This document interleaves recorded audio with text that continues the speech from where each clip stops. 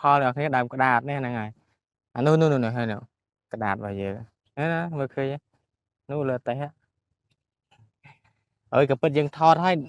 ដឹងអីទេយើងវាអត់ជាប់ថតចិត្ត1 ម៉ោងឯនោះបាទថតនោះអាកាមេរ៉ាវែងរបស់យើងហ្នឹងហើយកុំមកផ្ទេចុះផ្ទេឡើងនេះស្លឹករបស់វាអ្នកនេះស្លឹកធ្វើជីធ្វើអីដើមក្តាររបស់យើងមើលតិចហ៎អាបានយើងជើងកាមេរ៉ាមកផងអាហ្នឹងនេះយើងកាត់វានេះហ៎ហ្នឹងហើយយើងកាត់របស់វាមើលទៅច្រើនដែរដើមក្តាររបស់យើងបាទបានយើងជើងកាមេរ៉ាមកទេដោយសារយើងយកប្រើវែងហ្នឹងហើយនេះ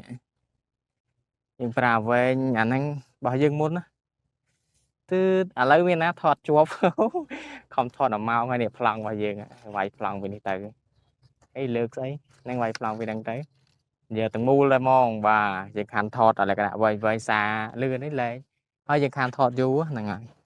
ឥឡូវមានណាអត់ជាប់ហើយមានទេថតសាមីក៏ដែរជាហ្មងហើយថតសាមីបើយើងកាត់ឲ្យហើយនេះបាទក្តាររបស់យើងនេះក្តារនេះដើមធំហ្នឹងនេះដើមធំខ្ញុំធ្លាប់បង្ហាញដែរបាទ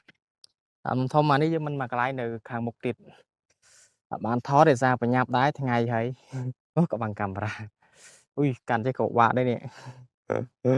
កាន់ចេះអញ្ចឹងបាទនេះអ្នកនរគ្នាក្តាររបស់យើងច្រើនមែនតើតែយើងរៀបចំអីវ៉ាន់អស់ទៅតែម្ដងអើយខំថតមួយថ្ងៃហើយអត់ជាប់ជឿហ្មងយើងអស់ទៅហើយចេញដំណើរ1 2ទៅហើយយ៉ាចង់ជាប់ផងមើលទៅឡើយជាងខ្ញុំទេរុះបដោះចង់រុះអ្នកនេះអើយអត់ចង់ខ្សែវាទៅហើយអ្នកនេះមើលទូរស័ព្ទខ្ញុំផង